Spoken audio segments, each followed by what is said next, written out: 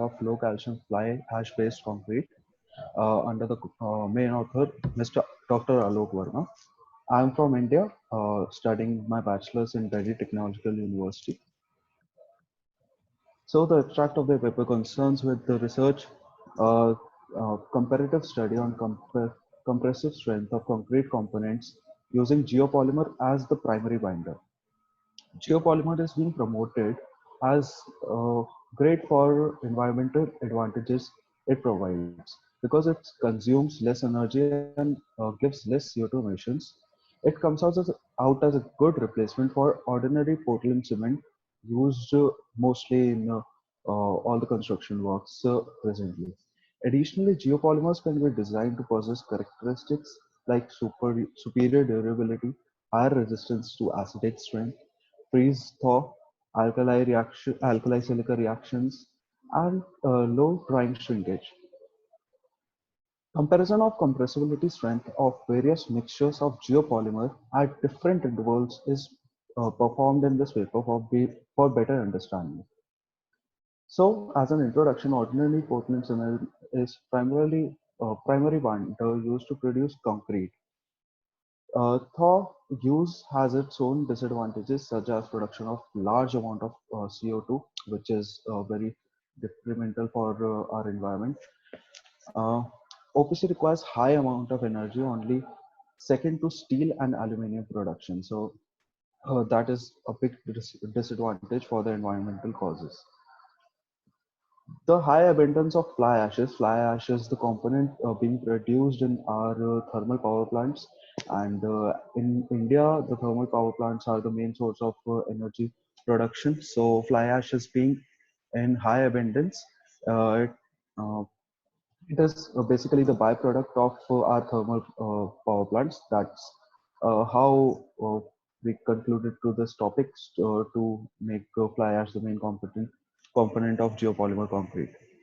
So the reaction with the calcium hydroxide during the process of hydration produces calcium silicon silicate hydrate, and the low calcium fly ash has been accepted as a very good manufacturing geopolymer concrete in which silica and aluminum oxides constituted about 80% by ratio, with the silicon to aluminum of about 2. Various techniques in the industry can be used to increase its compressive strength and workability. These are the data points we collected from our literature review on different components of fly ash being mixed with water and the activator.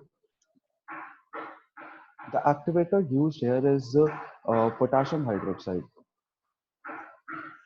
So this is the main constituent of our analysis. The equation we obtained through our analysis, the experimental analysis on the literature review, is being shown on the graph with compressive, with the relation between activator and the composite is in the range with uh, obtained the relationship between water amount of concrete and the compressive strength of concrete when the activator in the concrete is between 2.29 to 3.85 kg per meter cube as shown in the graph.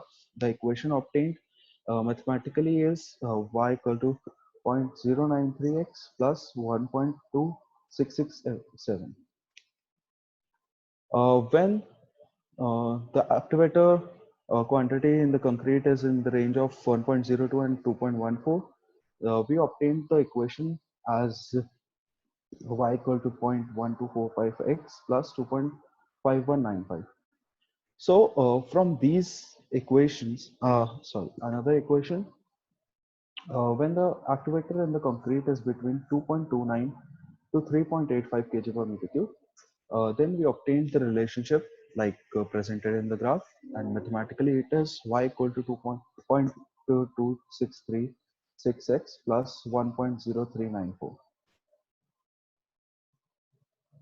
So here, when the sorry, so by the analysis we performed in the above graphs as we have shown, we obtained the equation so that we can predict the quantities of activators that can be used variably to produce geopolymer from the using fly ash, and it was observed that the value of activator in the concrete affects the compressive strength inversely. The value of compressive strength at 7, 14, and 18 days of curing were divided into two halves almost equally. The two categories of activator quantity were observed to be, in general, 1.02 to 2.14 and 2.29 to 3.85. These are standardized values. For the range of 1.02 to 2.14, the compressive strength were in high category, whereas for the range of 2.29 to 3.85, the compressive strengths at the variable intervals were in low category, which presents the inverse relationship between two. The equations which were used to determine the ideal mix for 30 megapascal compressive strength after 28 days of curing, and values of different constituents have been shown in table 2 below.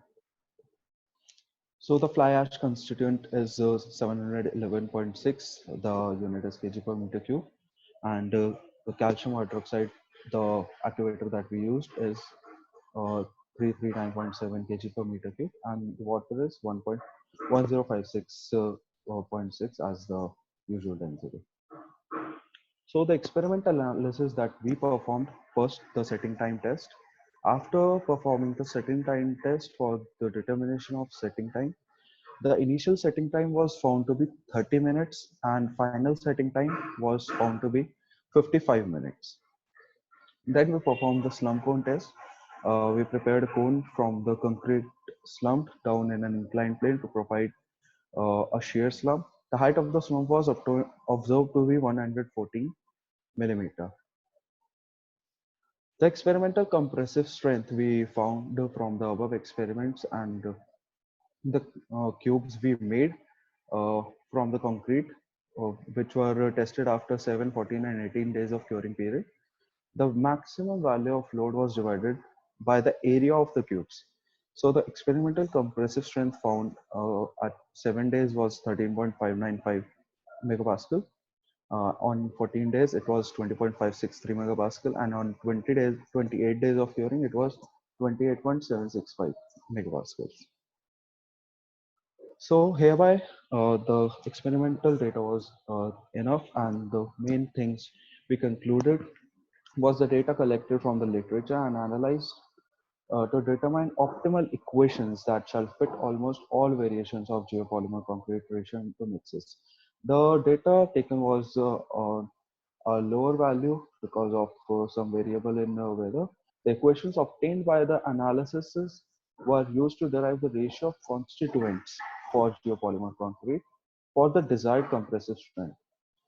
The equation, which was 30 megapascal of desired compressive strength, the equations also reduce the computational overhead by helping in making estimation of various ratios without doing complex calculations. Additionally, the equations allow us to determine compressive strength at different days of curing if values of weights of different constituents is known.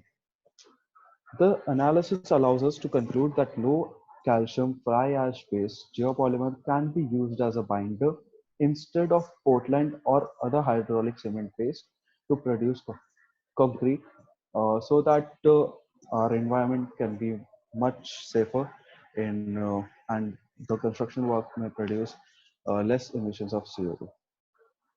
So any questions, you can mail us to this our main